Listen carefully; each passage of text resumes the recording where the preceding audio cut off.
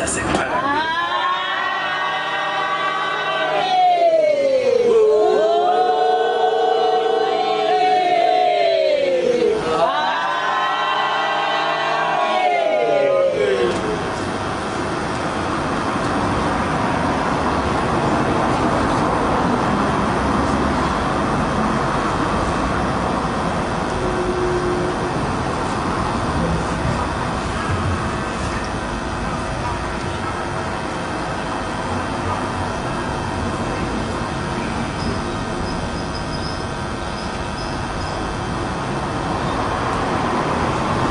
Ngizocela ukufunda incwadi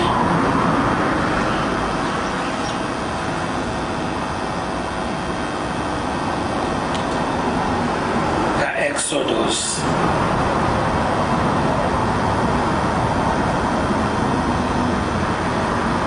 incwadi ka-Exodus 35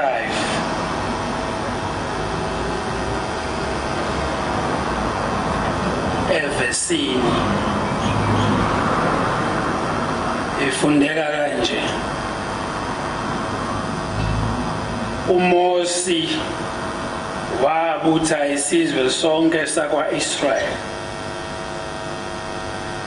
wathi kubo, yilawa amazwi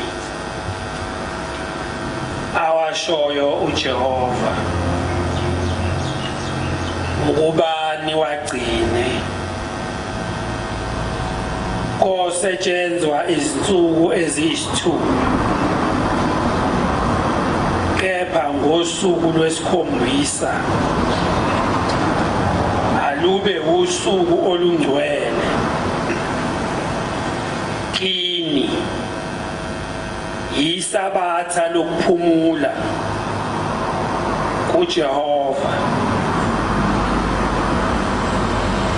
Lowo osebenza umsebenzi ngalo akafe. Ningabazi umlilo ezindlini zenu ngosuku lwesabatha. uMose washo kuso sonke isizwe sakwa-Israyeli, wathi ilelizwi alishoyo uJehova: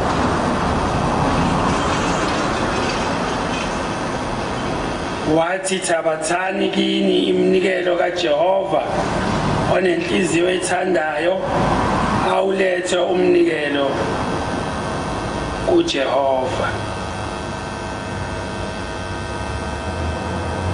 Umehluko kulezi ngubo engiyigqokile mhlambe ukuthi ngiphethe iBhayibheli. Sisesikhathini lapha umuntu othi mayigqoke kanje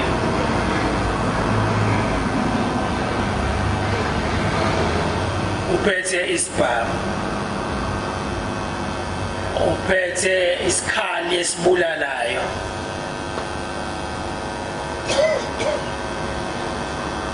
njengoba ngembethe kanje, ngizokucela lokhu ukuba ngikhulume ngaphambi kokuba ngihlaziye lamazwi esabatha. Imvunulo le engigqokile yenkosi,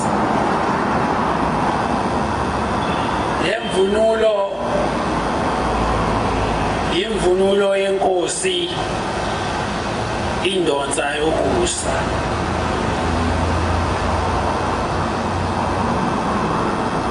Kuyacelwa ukuthi omama bethu unyaka wonke, ngoba iyabiza le mvunulo, sizocela abantu ukuthi sibaphe wonke lo nyaka belokhu beyizama. Sizoqala ngomama. Omama izoba njengoba ngiyembethe ngaphezulu.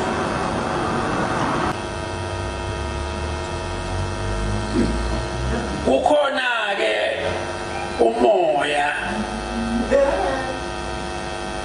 ofakwayo njengoba ngikhuluma kanje. Nikhumbule bantwana basekuphakameni ukuthi u7 years uphelile sikhuluma indaba yomphongolo wezivumelwano.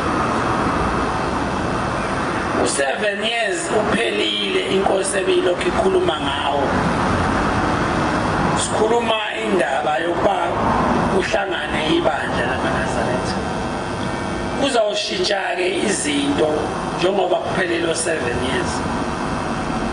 uNkulunkulu uzokhuluma ngenye indlela nathi. Ukwembatha ke okuzombathwa omama kule mvunulo. Ngezansi kuzoba isketi esithungiwe nje njengaleli bhuluku. Sibe yiyo futhi le ndwangu njengoba nibona ngigqokile. Nizoba ke unyaka wonke niqoqobezela bomama nibeka amasenti uthenga ubeka endlini. Asidingi le mvunulo kulonyaka. Inkosi yozidinge ngonyaka ozayo ngoMarch 10. Izositshela ke inkosi ukuthi uMarch 10 sizobambelaphi. Sicela nje impilo mayibongwe inkosi yasema.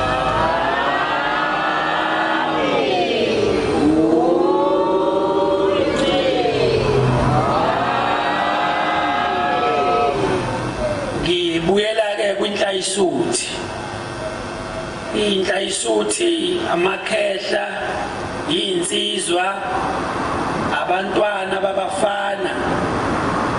Imi nje ngoba ngigqokile imvunulo ayishintshi. Inhlayisuthi izogqoka njengoba ngigqokile nje. Bhulukwe leli engiligqokile. Ile ngaphezulu isigqoko lesi nezicathulo konke kufane njengoba ngigqokile. Nakho futhi enhlayisuthini ngoba kuyabiza. Sizobeka nje sibeke. Nakho kuyoze kudingeke ukuthi siwembathe ngonyaka ozayo ngoMarch. Mayibongwe inkosi yasema.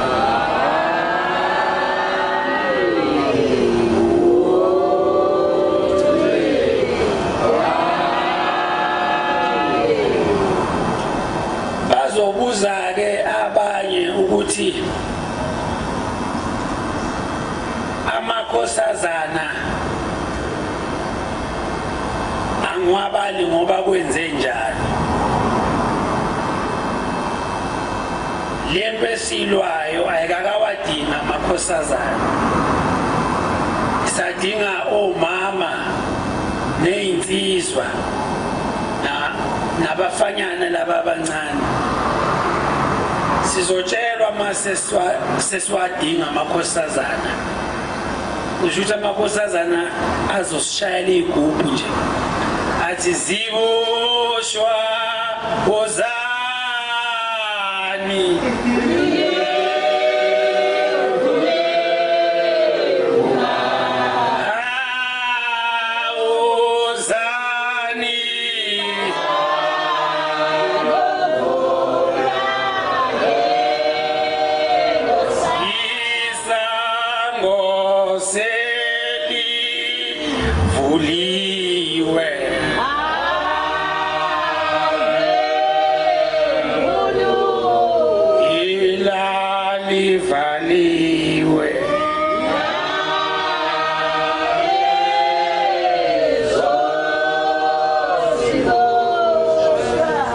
Imvunulo yenkosi maNazaretha kuyothi uma sesifikile ekuphakameni engiyocela kini kuba namhlanje sicela ugidwe ngemvunulo yenkosi indonsa yokusa. Njengoba sengiyimisile ke le mvunulo bamkhulu wayimisa imvunulo yeskoji. Uma ungabheka iskoji, imvunulo ayeyibuke ezimpini zama-Scottish eScotland, amangisi. Athi uma edla umhlaba kababamkhulu, wobabamkhulu nokhokho bethu, ayevunule ngalezi iketi esiyibona ePhakameni, zigqokwe inhlayisuthi. Nalamakhongomane lawa enibona egqokwa yinsizwa magidwa, umbala wama-Scottish loyo. Ma ungahlangana nje nalaba bamangisi bekubona ufakela amabhuzi nalesi sketi, bayokutshela ukuthi hawu, imvunulo yethu yempile, imvunulo yethu yempile.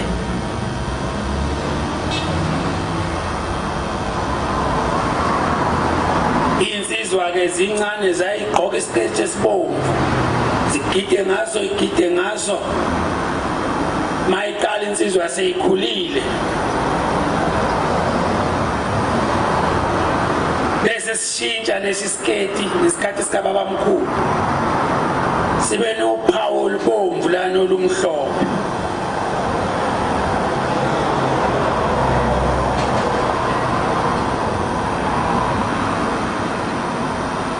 Ma kuyinsizwa esiganiwe, kube isiketi esimnyama namabhuzu ezansi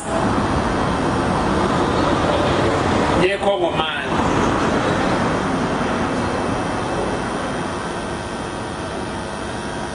Nothayi owawuhlazana owawufakwa la.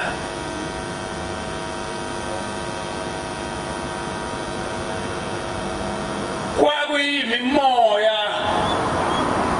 okwakuliwa nayo ngaleso sikhathi eyayigqilaza abantwana bakaNkulunkulu. Kepha kwabe sekuphathwa ihawu neshoba ukukhombisa ukuthi lezi zingubo esizigqokile sisempini, sibulala isitha amandla, kodwa asikhohliwe ukuba sizalwa ngobani.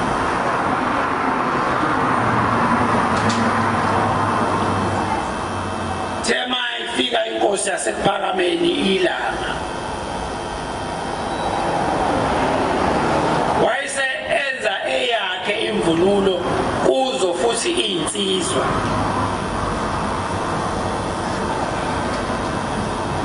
Bekwaziwa nje ePhakameni uzawumenyezelwa, zozwa indoda isilalela ekuseni mawuzawugida, ithi izwenkosi. Insizwa azivunule ngemvunulo yewuka, kusho ukuthi yenkosi yasePhakameni ilanga.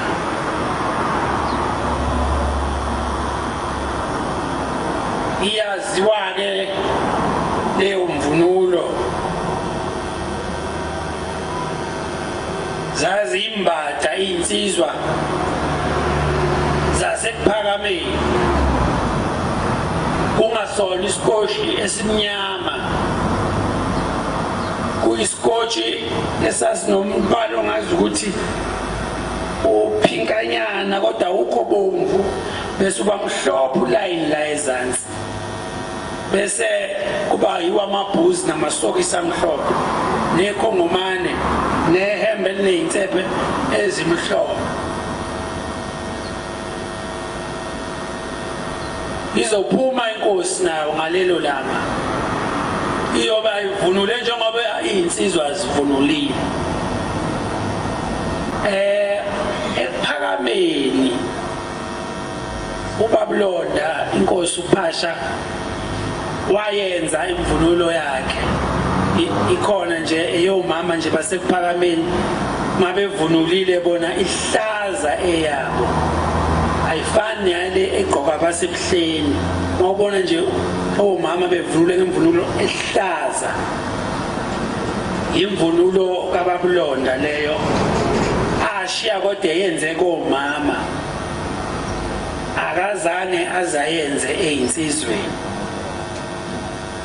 umne wethu ke uvukile njengoba ekhona esekuphakameni einkosi nje uyenzile ke imvunulo yeinsizwa kodwa nayo akulona ibhlukwe njengaleya wenze isketi ngibonile nje isketi ngazi noma sipinki yini kodwa ngibonile insizwa zigida ngayo enhlangakazi nekhongomani sengithi ke bantwana basekuphakameni lemvunulo noma ngingasekho emhlabeni iyona mvunulo eyokhuluma ngokuhamba kwethu iyona mvunulo eyolanda ukukhonza kwethu kanje singenandawo yokukhonzela iyona mvunulo eyokhuluma ukuthi sasingabantu abangahali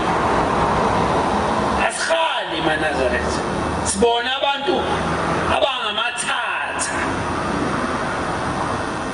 abantu abathi sifuna ibandla lande cha asifuni ibandla lande asifuni futhi izimali esingazazi ukuthi ziqhamukaphi zizosondla asifuni futhi amanga ngoba abantwana basekuphakameni lemvunulo njengoba inkosi iyikhipha namhlanje oyihle mkhulu bene mazulwini bayanikwa yona manje sibuza ukuthi yini eyenza ukuthi bonke abantu abamnyama abake balwela izwe khuluma ngoSamora Machel president wase Mozambique khuluma ngobaba uNelson Mandela ngikhuluma ngoKhawunda ngikhuluma ngayo yonke inhlobo yomuntu waseAfrika owake walwela umuntu omnyama uyomthola egqoke kanje sibuzeke ukuthi yini le eyenza ukuthi namhlanje ikhishwe lemvunulo iBhayibheli engilifundile likhuluma ngeSabatha kodwa lithi ongaligcini iSabatha akafe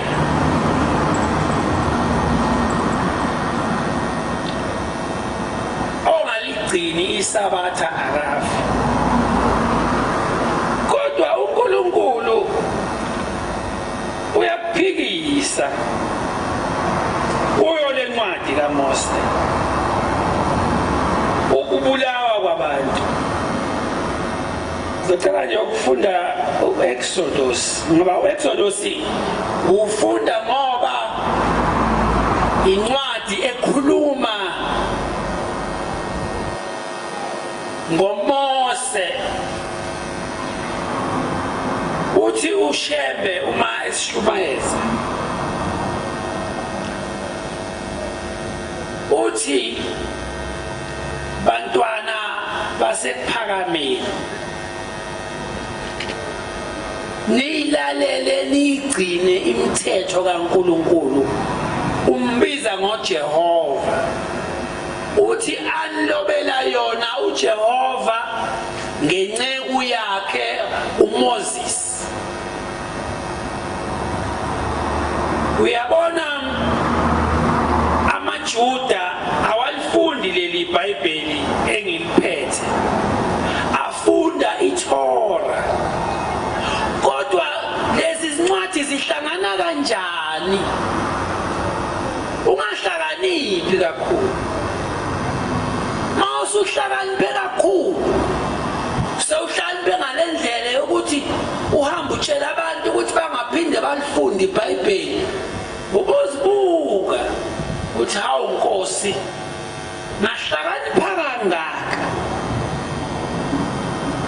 Hawu Nkosi, ngahlakanipha kangaka.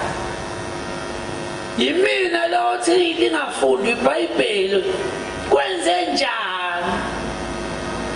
Ngoba akwazi ukuhlangana kanje. Incwadi engiyifundile ithi uMose, Exodus 35, uMose wabutha isizwe sonke sakwa-Israyeli, wathi kubo yilawa amazwi awashoyo uJehova, kuba niyawagcina kosetshenzwa izinsuku eziyisithupha, kepha olwesikhombisa alube usuku olungcwele kini, yisabatha lokuphumula kukaJehova. Uma uya kwiTorah ikhuluma kanjani? Exodus 34, uJehova wathi kuMose, zibazele isibhebhe kufana nokhuni, izibhebhe ezimbili, kusho ukuthi into efana neslate kanje ongabhala kuyo, ezimbili zamatshe njengezokuqala.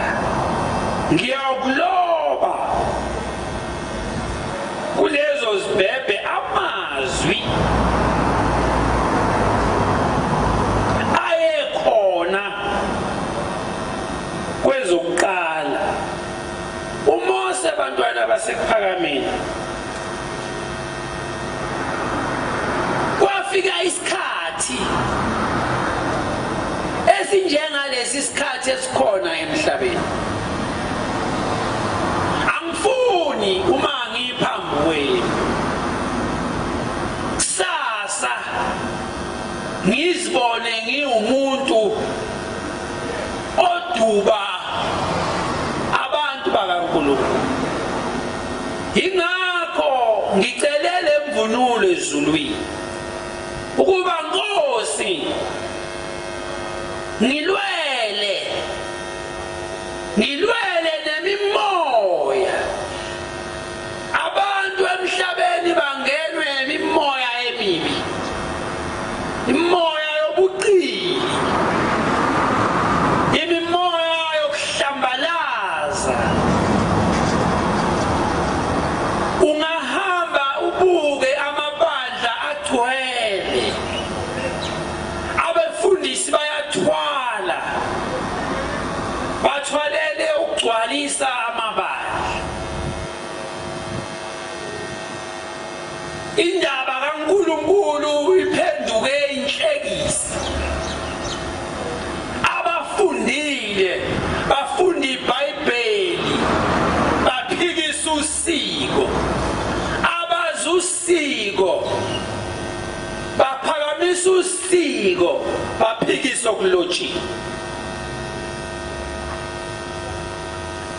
Uma uzoba-ke umuntu onomona nohalayo, uzohamba ubona ibandla elikhulu eligcwele, bese ufisela mina lo. Ungangifiseli mina lo, ungangifiseli mina lo, ngoba eyami indaba akuyona indaba yalapha emhlabeni, akuyona indaba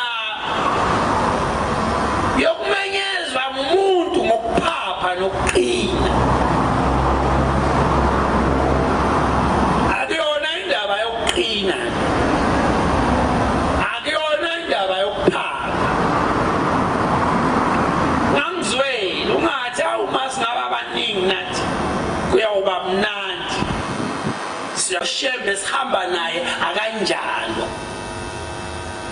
Lo shembe esihamba naye ngeke umthenge ngemali, akathengeki, uhlele eqinisweni ngoba noma uhambe emhlabeni uzohlangana naye. Awuzohamba uhlangane nompostoli, awuzohamba uhlangane nomfundisi, uzohamba ushiye uhlembe la emhlabeni uthi mawufika ezulu uhlangane naye. Pho ngikukhohlisela ngoba indlela yami nami eyami indlela nawe yinde. Angikwazi ukukhohlisa, angikwazi ukukhohlisa, akukho la ngingaqasha khona. Mawunala ebusuku uyangibona, mawusuhambile emhlabeni sawuphinde sihlangane. Manje kuphi engakukhohlisela kona ngithi manje sengiwunozimanga sengenzani yonke into. Ngiyakho ngithi ayekani ukukhala maNazaretha, sani ukukhala. Bona abantu bebaningi lapha bephethe amakhandlela, sawuyaya nawe sawuyoshaya isigubhu khona. Uye kubungcwele usobala. Sihlabelelo 47.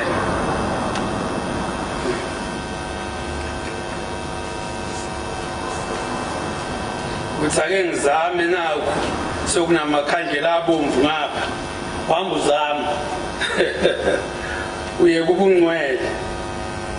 Ezulwini lakho Baba.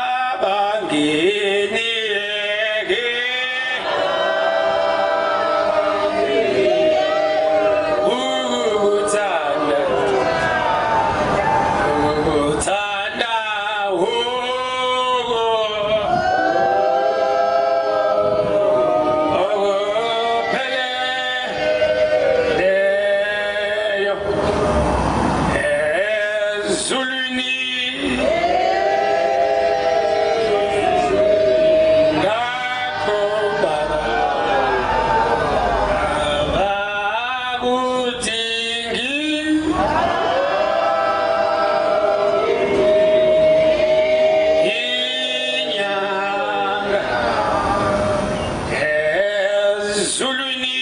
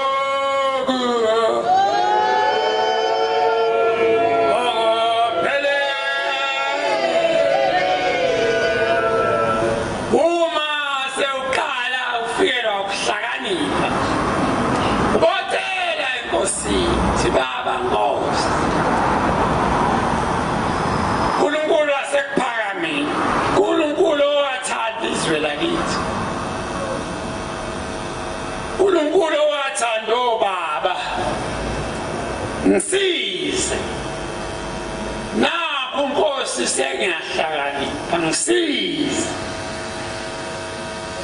nakho sengihlola iBhayibheli nithi likhuluma okwakho libe labhalwa eminyakeni edlulile izinkulungwaneni ezine ngingakazalwa mina Nkosi ngisize ngingahlakaniphi ngoba nako lokhu ukuthi nithi abantu abadala bafuneke ekuphakameni nabantu abanemimoya ababoniswayo nakho lokho kuyekeni maNazaretha ningakwenzi singayi nakho ekuphakameni ungathi umahlangana leli bandla asihambe nalokho ngoba labantu enibaqoshayo abantu bala ekhaya ingane ikaShembe odokotela bethu bakusasa la sizawubakhela ibhedlela balaphe sibanike itifiketi bazokwakhelwa yimini ngoba bayaboniswa sizawufika isikhathi mhlawumbe ngicabanga ukuthi njengoba sizothenga iplazi nje sotshala ukudla mhlawumbe kuzokwenzeka singatshali ukudla sitshale wona amakhambi la siwatshale ukuthi lokho kwezinyo lokho kwenhliziyo lokho kwekhanda sikuchelele ngamanzi abusisiwe bakuphuphe lapho bakufake esibhedlela zamaNazaretha ngoba laba belaphi benu basentshonalanga bazofa bone kakhulu ngesikhathi seCovid asijova nathi singafanele kujova manje uNkulunkulu uzobabulala nizophila ngabo labo dokotela abama-China okwesikhashanyana bamakhamba ama-China emva kwabo kuzoba yile amaNazaretha eniwaxoshayo aboniswayo naphuphayo azoba odokotela kuzoba odokotela abangafundanga amaNazaretha laba odokotela abafundile bazofa uNkulunkulu bamcasule kakhulu ngesikhathi seCovid-19 ngoba namanje ufe abantu abaningi nathi sihamba nje siyagula ngoba sazi sasijova nje wakwenziwani manje kumcasulile lokho uNkulunkulu lapha kwatheza ezweni lakwaZulu ngiyayikhuluma lento kulamaviki adlule kwasho ukuthi umoya wami maNazaretha uyawubuhlungu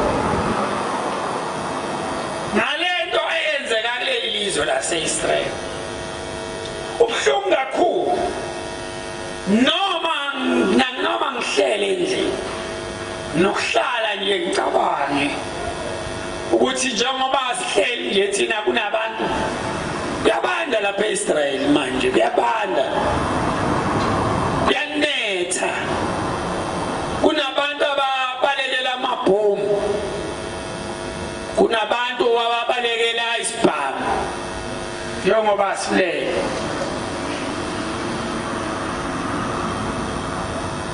ngicela ukuyifunda le ncwadi maNazaretha uMose ecela uNkulunkulu ukuthi athethelele abantu bakhe uNkulunkulu esebaduba abantu bakhe Exodus 32 verse 13 yawuphinda ngifuna wazi ukuthi uIsrayeli khona uIsrayeli oyizwe kodwa kukhona uIsrayeli oyigama lomuntu othize noma uIsrayeli oyisizwe esithize ulo Israyeli engikholwa ukuthi ukhokho wabantu abamnyama ngoba ithi le ncwadi khumbula uAbraham noIsaka uyabona uAbraham noIsaka amaJuda lawa afunda iTorah athanda kakhulu ukukhuluma ngoAbraham mayikhuluma ngoAbraham ananentshebe ngoba uAbraham wayethe bangashefi mabe ngathi Abraham uyabeza ukuthi bayazizwa kodwa thina bese sincitsheka lapho ukuthi masithi singaba kwaAbraham singaba kwaIsaka akuzwakali kahle kuyasinda kodwa basingathi somIsrael kuyagcwala kuyagcwala mayibonga inkosi yasekhaya.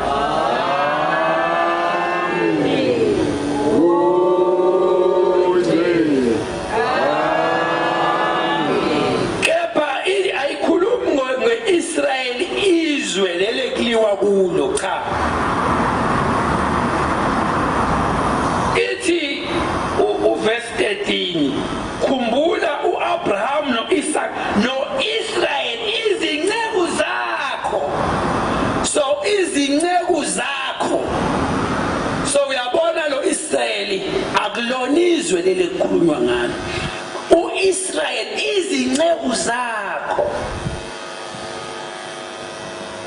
Manje uma ngabe ngithi umuntu omnyama ungumIsrael ngempela kuzodida ngoba lapha Israel kugcwele bebaleli mhlophe bese kugcwala abantu abalesi sizwe sama lokuzana ska alawa paksama Muslim ama Arab. Manje wena umuntu omnyama ulo la kwathula uzozifuna ungazitholi kanti iyakufakazela uma ithi uIsrael inceku yakho. Labantwana ke benu abaphuphayo nayi baboniswayo nabathandazela abantu nibayeke bathandazela abantu. Sisazobaqeqesha sibakhele izibhedlela balaphe ngokuhle ukulapha kwasezulwini hayi ukulapha kwama-drugs lawa esiwadla ubusuku nemini siwadliswa ngodokotela. Ngoba lapha njengoba ngithi nina nixosha abantu abayingane zenu nibaxosha ngeBhayibheli. Ngeke ngayichaza le ndaba uma ngithi njengoba ngivunule kanje uphelile u7 years maNazaretha ukuthi ukhulunywe ngendaba yokuhlangana kwebandla.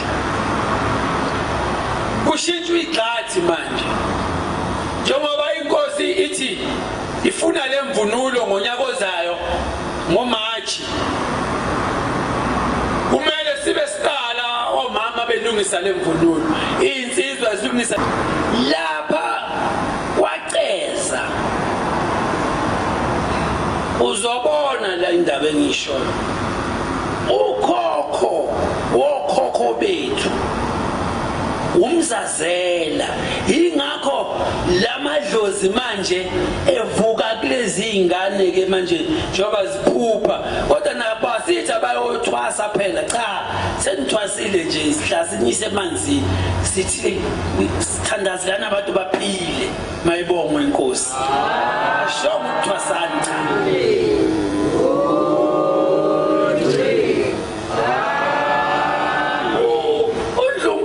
Umhlola lapha wakwasiza umuntu egarage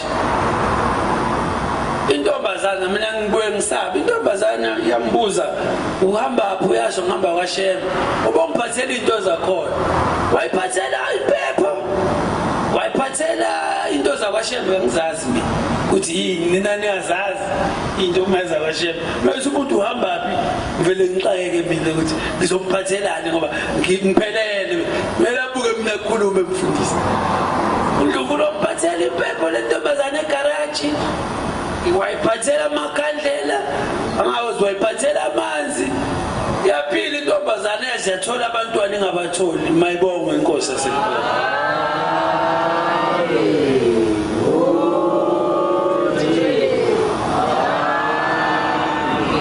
Ilokho-ke inkosi ekushoyo mayithi philisana abantu nibathandazele ngoba senathwasa musani manje ukuyothwasa senenze okunyeke ke ekungashiwongwe yimi manje senothwasa nithwasile okubaleka manje ukuthi nilapha abantu senithwasile manje laphana nithwase kanjani athi nginixoxele lapha kwaceza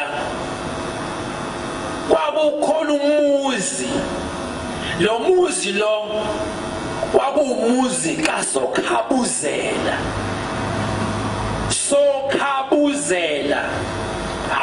umuzi kaMzazela, umuzi kaSokhabuzela. uSokhabuzela wayephila ngesikhathi sengonyama usenza ngakhona, kodwa esekhulile uSokhabuzela. Abantu bengakabizwa kakhulu ngezibongo ukuthi Phakama Shembe, Shaka Zulu, abantu besabizwa nje ngamagama njengoba kuSokhabuzela. Mase ngithi nje abantu abadala nje abazomkhulu bami, omkhulu ngikhuluma ngeNkosi ilanga, kwakuthiwa inzalo kaSokhabuzela, abantwana bakaSokhabuzela. uSokhabuzela emzini wakhe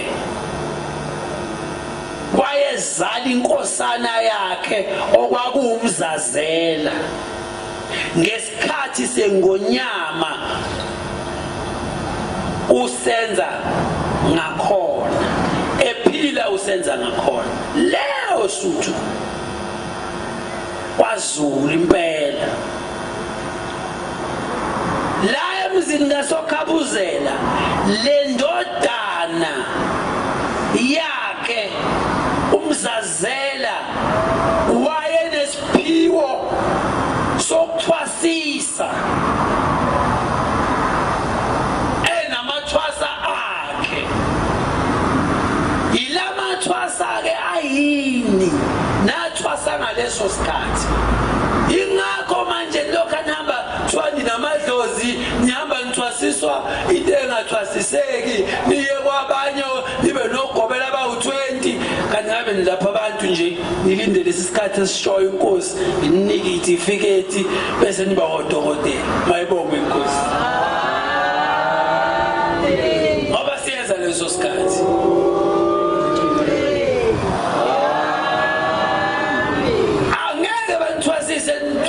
Niqedile ileyo nzalo kwakugcwala emzini kaSokhabuzela ngaleso sikhathi. Ngiyacabanga ukuthi bakhona abakwaMhlongo ababelapha, abakwaMtshali bakhona, abakwaZulu bakhona, abakwaNgobesi, zonke ibo ngisho ababesuka eLesotho. Kwakugcwala emzini kaSokhabuzela kwaze kwasuka induna zesilu senza ngakhona zathi ngeke, kunenkinga kulomuzi kaSokhabuzela, angathi uSokhabuzela uyakhulekelwa nendodana yakhe uMzazela, inkosi usenza ngakhona iselutho. Kwase kuba ukuthi ezinye induna ziyaphikisana ngoba uselapha abantu abaningi uMzazela, nalabantu abathwasisayo sebeyizangoma, bayabhula into eqondile, bayalapha emazweni akubo. Abanye basuka ngisho enhla neAfrika, koTanzania, koNamibia, koLesotho, koSwazini, bagcwala la kwaZulu, bagcwala la kwaZulu Mpanza. Khuluma into ongayazi nehistory uyazi uthi uKhumalo loyo, akekho uKhumalo. uKhumalo akazali uMzazela, sesiyifuna lento sayithola, akekho uKhumalo la. Umkhulu inkosi ilanga wayinamakhosikazi amathathu, omama Khumalo amathathu. Bebesithuka ngalokho bethi ingakho izinto zenkosi ilanga bezingahambi kahle ngoba wayishade nezihlobo, kanti mase sithola sasingahlobene nabantu bakaKhumalo. Bona bezwa kuthiwa mqungwa, kanti singontungwa. Ontungwa bahlobene kancane nabantu balapha amaHlubi, kodwa emaHlubini kuhlangane nobusuthwanyana ngapha koSikhotha. Amambuka angazange alwe ngesikhathi sikaCetshwayo, abakalanga libalele la. singontungwa ngaphansi kwalanga libalela uma sekuphelele mantungu uma ubingelele kodwa sizalwa usokhabuzela usokhabuzela uzala umzazela umzazela uzala unhliziyo unhliziyo uzala umayekisa umayekisa uzala komprofethi uIsaya Shembe lo esimngayile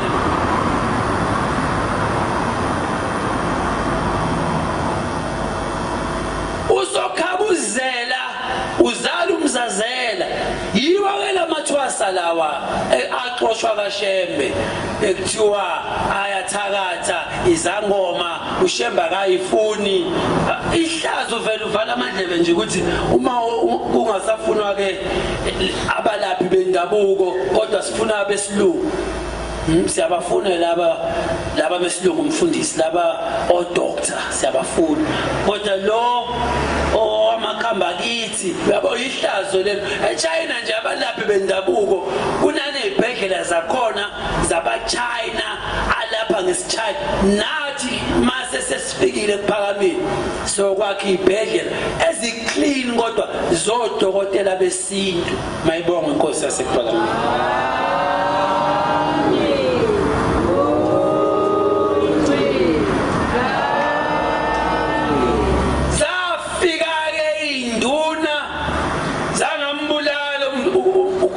umzazela nosokhabuzela zasho ukuthi kuyagcwala la kwasokhabuzela isilo sithi asizobuza ukuthi kwenziwani wabeka umzazela cha ngilatha kwami ngikwembethe njengoba ngikwembathe namhlanje ngisho ihlo omkhulu ezulwini bazawufika nangamaphupho kini bathi sifuna lemvunulo ngoba seyiyafunwa ezulwini ngoba silwa impi manje yokuba kuphuma umphongo lo esivumelwano silwa impi manje yokuba kuphela ukuchitheka kwegazi emhlabeni angaze ngumbone uNkulunkulu othi akubulawe abantu khuluma nawe kwaIsrael kuyaliwa njengoba belwa nje bagqoke njengoba ngigqokile maNazaretha isikotshi abagqokanga imvunulo yesiketi le esigqoke kuphakathi bagqoke yona le mvunulo egqokwe indonsa yokusa bayabulalana kufa ngane kufa nkosikazi njengoba kuyisabatha nje kuyaliwa eIsrael njengoba ngikhuluma nani nasezulwini ngiyakhuluma nasemkhathini ngiyakhuluma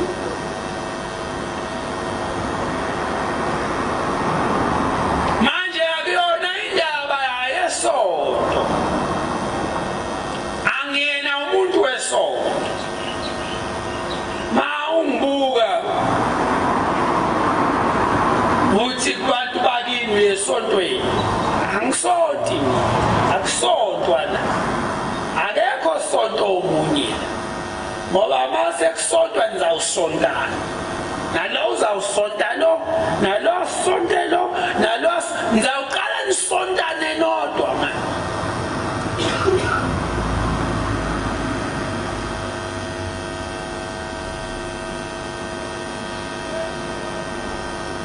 ngikhuluma nje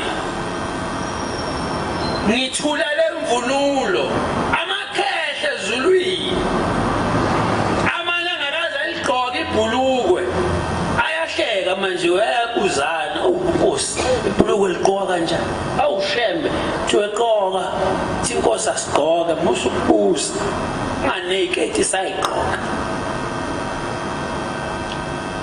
nangesikhathi sikamqambo wendlela baba mkhulu ekhipha imvunulo yesikotshi akhala amakhehla ayekade bhica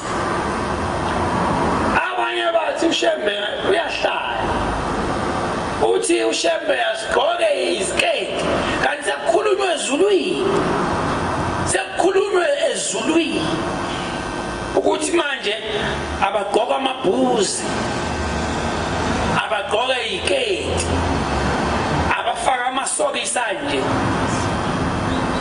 abafaka khona amakhehla ayesindwa yila amakhongomana akudala yesinda liyosindwa ikhehle ezulwini liyothi lilele ebusuku afike uyise owahamba evunula ibheshu athi mntanami awungikhombisa ukuthi uvunulwa kanjani ligqokwa kanjani ibhuzi ongakaze alibone ibhuzi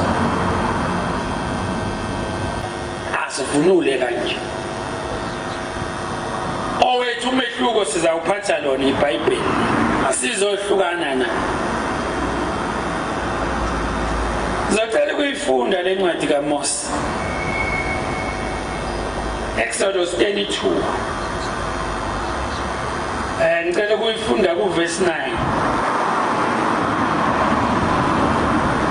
izoba indana kodwa ngicela ukuyifunda ngoba ngikhuluma ngeindaba zasezulwini kuze kusasa uma laba bamasiko bethi yekani iBhayibheli ningakwenzi kodwa futhi nalaba beBhayibheli mabethi yekani amasiko nabo nibabhekisise ningakwenzi ningavumelani nayinhlangothi zombili ngoba ngisho uKristu akukho lathi hlukanani khona nokwakwenziwa okhokho benu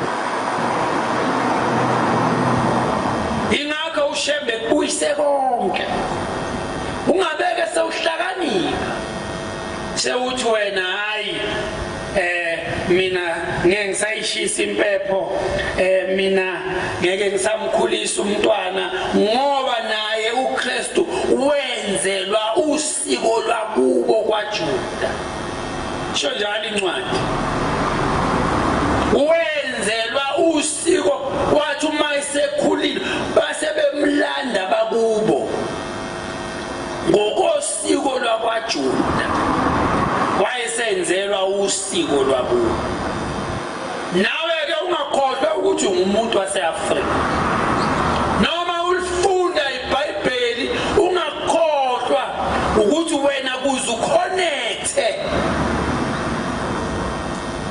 kuze uconnecte noNkulunkulu uqala ngezidalwa zakho wena indaba yokuthi uma wakho uyafa ayikho yokuthi ubaba wakho uyafa ayikho wena uyihlo ukhuluma kuwe umama wakho ukhuluma kuwe ugogo wakho ukhuluma kuwe wena ushisa impepho yeni nhlake usiko lalaba abasindiswe kakhulu kunencwadi eziningi la eBhayibhelini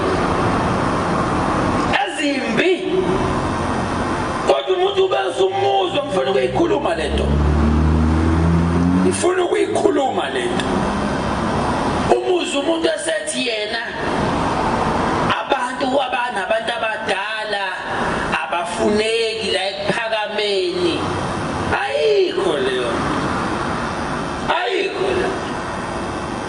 manje kufuneka abantu abancane abadala cha emfundisi kufuneka abantu abancane la ekuphakameni mawunabantu abadala cha lo nabantu ayikho leyo zokufundela mina amaphutha eBhayibheli la khona iBhayibheli la njengakho nje ukuthi lithi uma ungagcinisa bathi abulawa yasibulala cha asibulala uma ungagcinisa bathi asikubulali siyaphendula asikubulali siyaphendula khona incwadi la kuExodus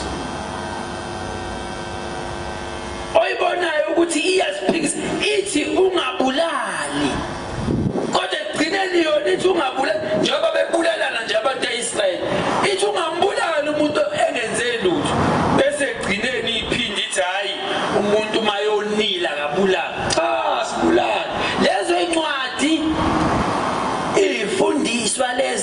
zenu zeBhayibheli azizinaki, kodwa la kuthiwa khona ungabi isangoma, ungabi nemimoya yabangasekho.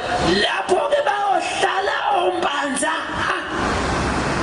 bahlale baqinise, ngoba nje kukhulunywe ngemimoya yabangasekho. maNazaretha, zazi kuphi izangoma Israel? Yini isangoma? Manje nizoxosha abantu emzini yabo uma nizohamba nithi kwaShembe izangoma azikho. KwaShembe abantu abanemoya noma abantu abadala. Umuntu wala eAfrika kuze aconnecte noNkulunkulu, aconnecte noNomkhubulwane, aconnecte noMvelinqama, akhulume nalo Shembe esithi umoya oyingcwele. Yabona inkosi ilanga ngcono mina, ngoba mina sengikhona nesilunganyana.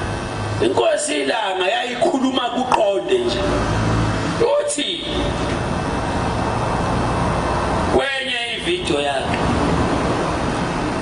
uthi ubaba mkhulu inkosi yasePhakameni, inkosi yamaNazaretha,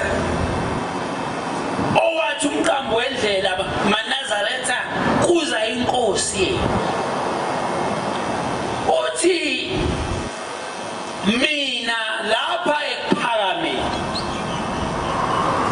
bathi ngiyahlubuka, ngangazi ukuthi ube kuyikhulumiswa yini le, kodwa manje ngiyayibona ingena kancane. amaNazaretha ayahlubuka koyise mkhulu, amaNazaretha asehlubuka koyise mkhulu ngokufunda iBhayibheli.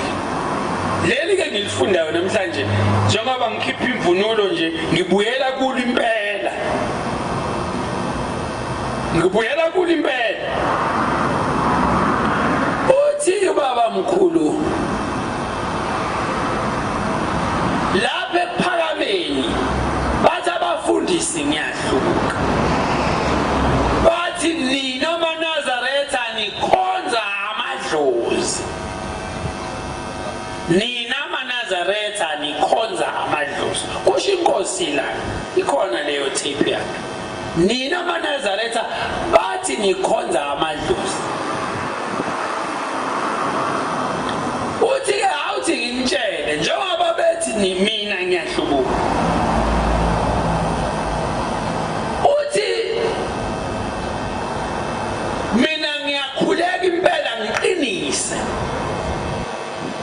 ngibize ugogo wami, ngibize ubaba wami, ngithi baba uyangibona na ukuthi ngimubi, uyangibona na ukuthi nginezono.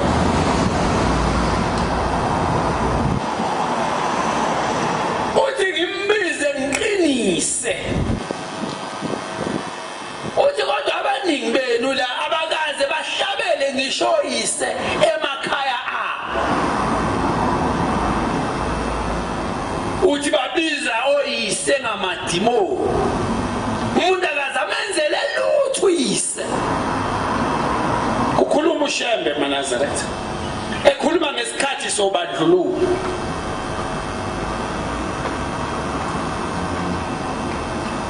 Incwadi eBhayibhelini ethi abafuneka abantu abayizangoma ihamba phambili, abafuneka abantu abaphupha abantu abadala ihamba phambili.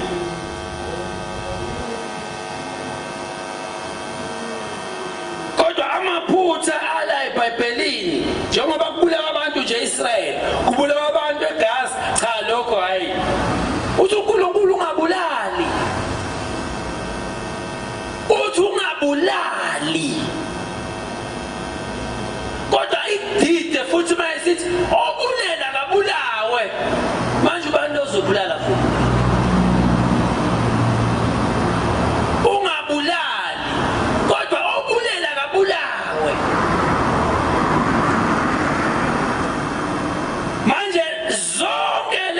incwadi uma uzokuza ngokuhlakanipha kwasemhlabeni uzohlubuka uzolahla iBhayibheli kusasa uzolidinga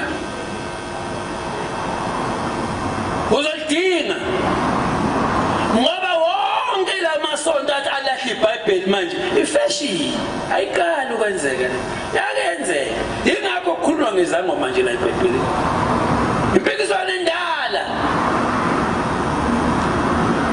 ayikali ukwenzeka cela ukufunda lencwadi kaMose uJehova wathi kuMose ngibonile laba bantu bebheka bangabantu abantamo zilikhulu uNkulunkulu lo ukhuluma noMose uthi laba bantu banezintamo ezilikhulu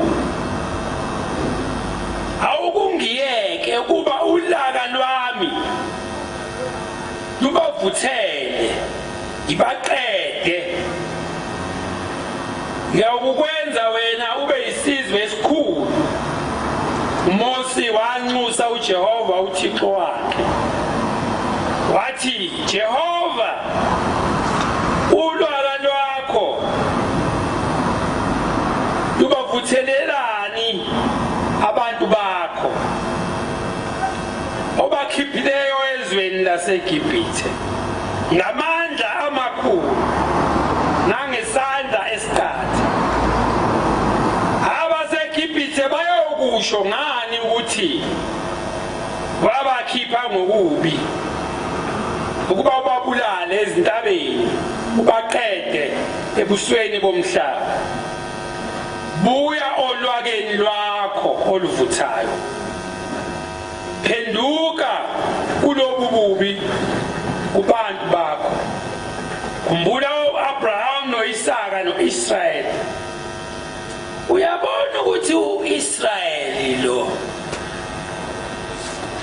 uhamba abe yizwe uyabona yini futhi ukuthi uIsrael uphinda abe yisiqu somuntu ngoba nangu la uNkulunkulu nangu uMose la uthi khumbula uAbraham noIsaka noIsrael manje ke la uyakufakazela wena umuntu omnyama waseAfrika uma umuntu ohlala ezweni elibizwa ngoIsrael ethi la isogwadule akekho umuntu omnyama ozalwa kulelizwe laseIsrael wena uyakwazi ukuphepha lapha ukuthi cha mina ngiyinzalo kaIsrael ngoba inayi incwadi iyakusho uExodus 32 la ku verse 13 Exodus 32 verse 13 ithi khumbula uMose lo uyakhala uMose uNkulunkulu kusho ukuthi njengoba ngikhipha lemvunulo maNazaretha engiyikhiphile niyabona ekhaya egcekeni ekuphakameni kwenzakalani niyabona ukuthi niyafunda emaphepheni kwenzakalani ngikhipha lemvunulo ukhumbuza uNkulunkulu ukuthi wabathanda oyihlo wabathanda oyihlo mkhulu omshweshwe omswati ohinza ombande noshaka nodingana nosomhlola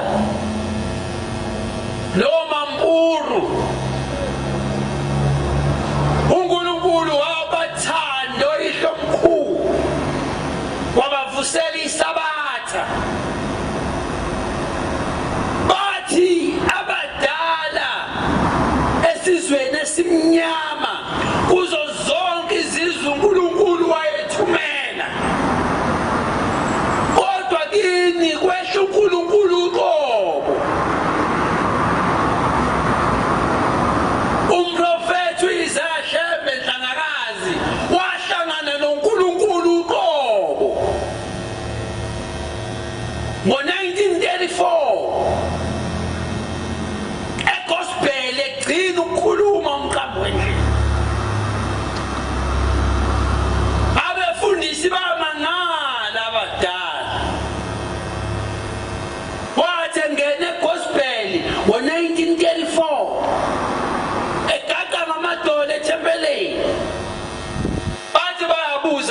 abafundisi baba kwenze njani.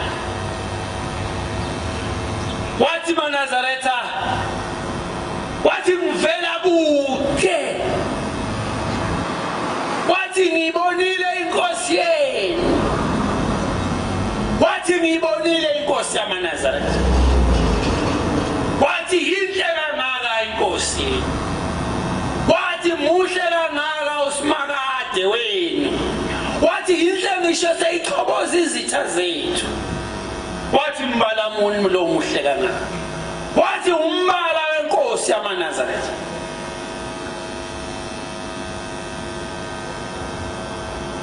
Enhlangakazi bathi bantu bami lungisani umgwaqo, lungisani umgwaqo, inkosi izothi bengiyivila, inkosi izothi bengiyivila.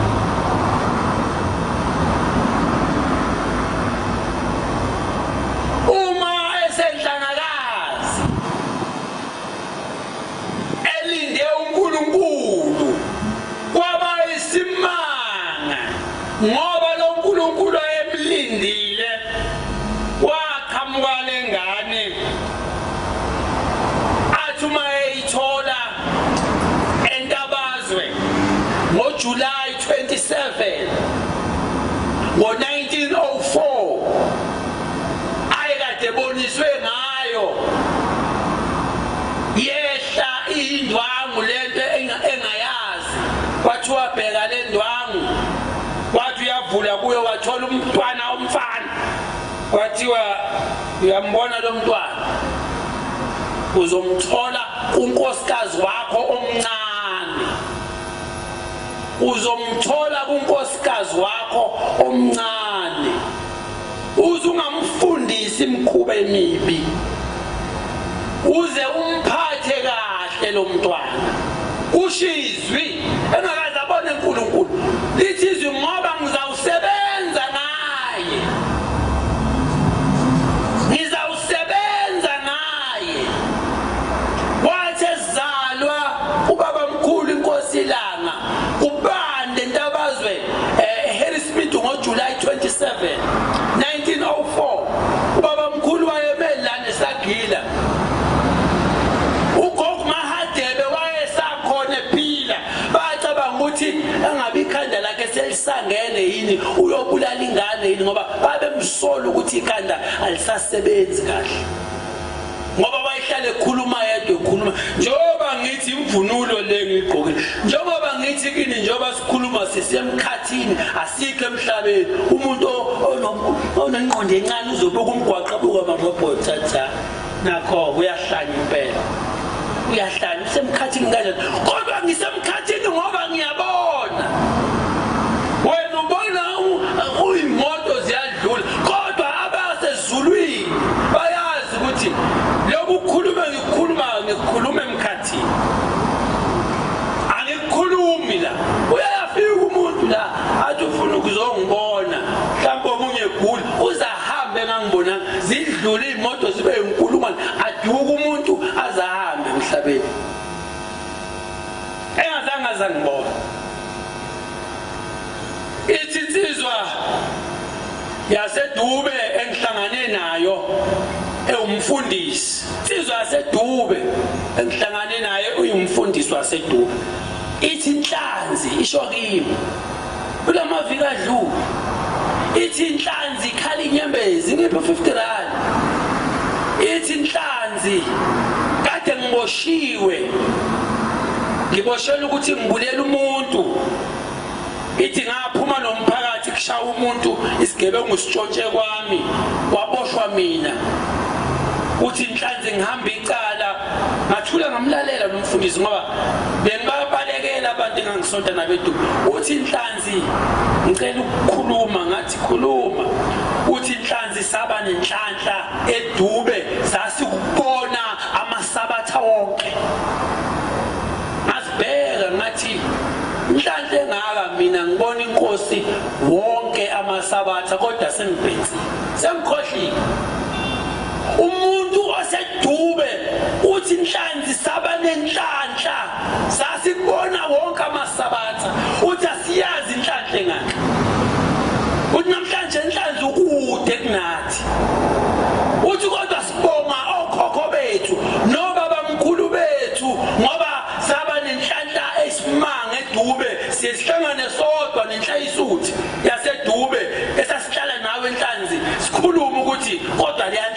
uzoyibonga ngani kobaba wena uzala sikhonze nawe la uhlale nenkosi la kodwa kusasa mhlawumbe nawe uzokhuluma njengalo muntu wasedumo mhlawumbe nawe siyohlangana nawe kusasa uthi wabe wabona ngoba le nhlanhla usayiboni manje upensile ufana nami pensile utho sewujwayele noma inkosi kuthuma sewuye uqale ngeingane zakho nayithi inkosi enza lokhu uthi baba kodwa awuthi ngiqale ngalokho kusasa uyokukhumbula lokuqala kwakho ngeingane zakho inkosi kuthuma kusasa uyokukhumbula sewutshelwa yizwi ingane zakho ukuthi ngabe waqala ngobani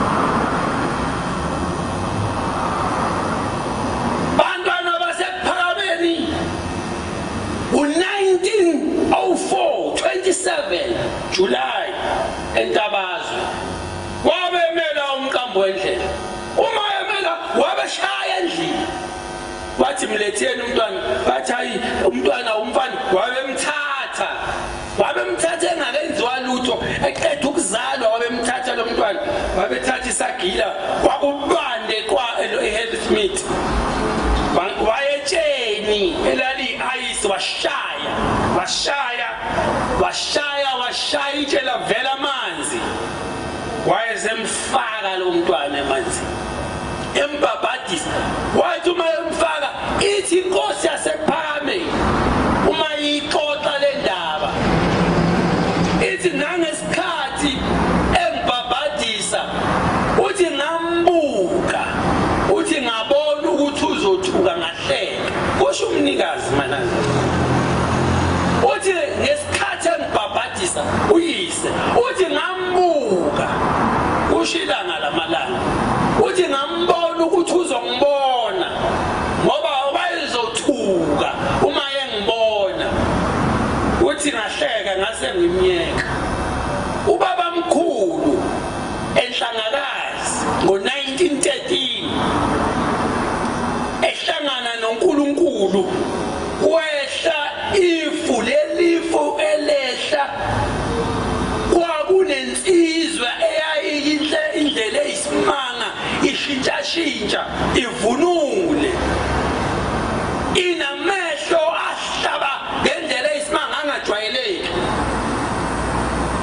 ithi lensizwa yasezulwini Mashembe yimini uNkulunkulu okubize kule ntaba yasenhlangakazi idla nasi isidlo ikhuluma maNazaretha ngenhlanhla ehlela isizwe sakithi abantu abamnyama uthi uNkulunkulu wasePhakameni uJehova wazehlela yena kubo babetha basePhakameni uma bekhuluma bethi thina simbonile ofanele akukho okunye noma ungasikhohlisa ngemali noma ungasikhohlisa sihlalile phambi kukaphungu elihle sihlalile nobungcwele akukho sikufuna siphelele sahlangana nabantu thina basePhakameni izalukwazi namakhehla ababethi siphelele akukho sikufunayo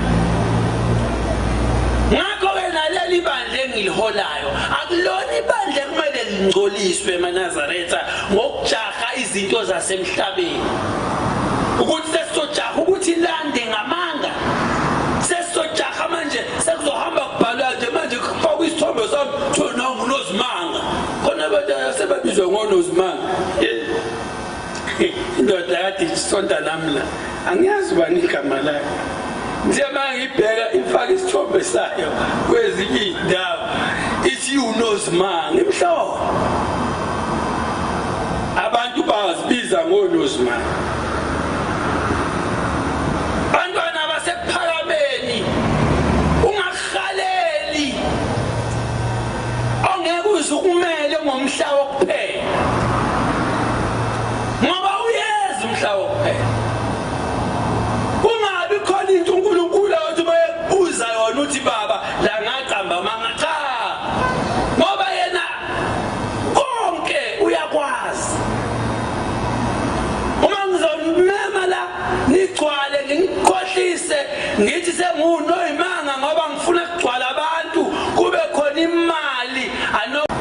ayathwasisa amathwasa amlawa ayahamba amanye aya ko Tanzania kude nezwe Africa amanye aya kuba abangoni abangoni yithi kunabangoni futhi abaleko zamba ababhinca njengani abahamba ngempikashaka nabo labo babethwasa khona la bethwasiswa umzazela laba bantu ke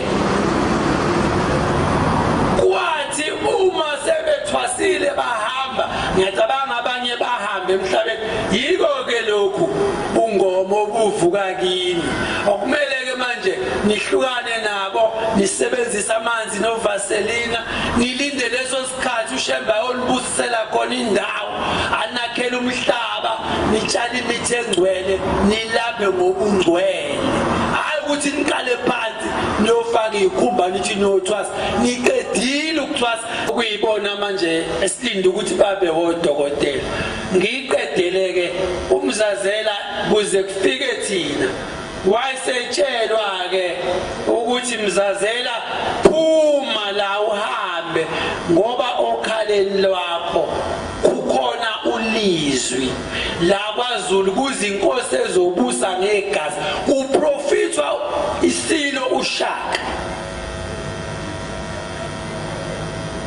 wahamba usokhabuzela nomzazela kwaZulu ushaka engakabi inkosi wabaleka kwaze wawufika eScourt lapho la afika yahlala khona nasentabazwe sazalwa sengiyayivala inkonzo bengizothula imvunulo neyincoma kodwa inhle bangcwele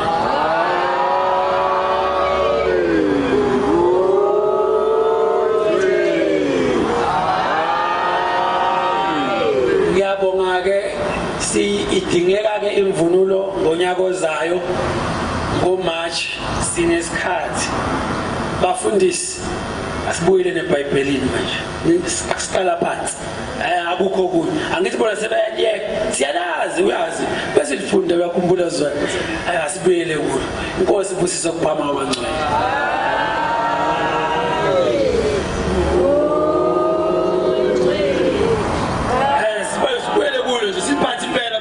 sifunde impela sibakhombisa ukuthi siyalazi ngizonikhumbuza incwadi zami zasestimeleni sizo banenkonzo yasentabeni sizocela abangcwele amatshe lawa nembali sizokushiya la etempeleni inkosi izokuthatha izonibikela inkosi mase komile ukuthi sizokwenzani kodwa kusazawuhlala la ukhona esikhulumayo ngalamatshe nalembali sicela nje abantu impela nabasemakhaya ngizokuthiwa bakhona abasemakhaya ithuba likhona bathola ithuba bakulethe eGoli mayibonga inkosi yaseKhalani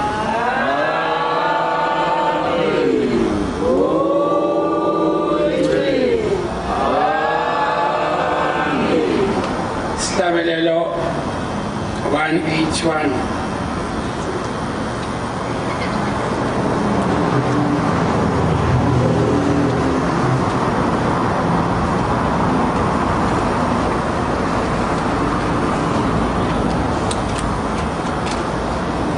Stabelelo sekhulu namashumi ayisishiyagalombili nanye 181 Hallelujah.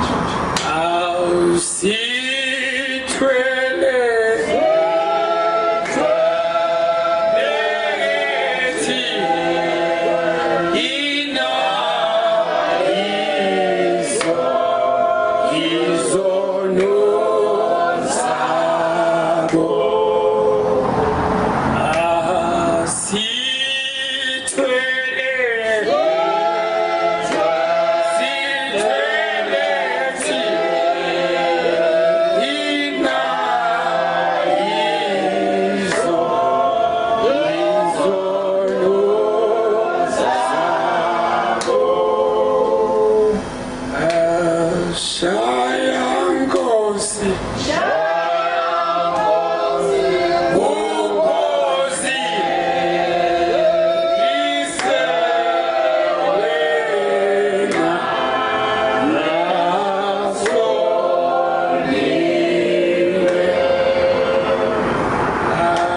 asiyavuma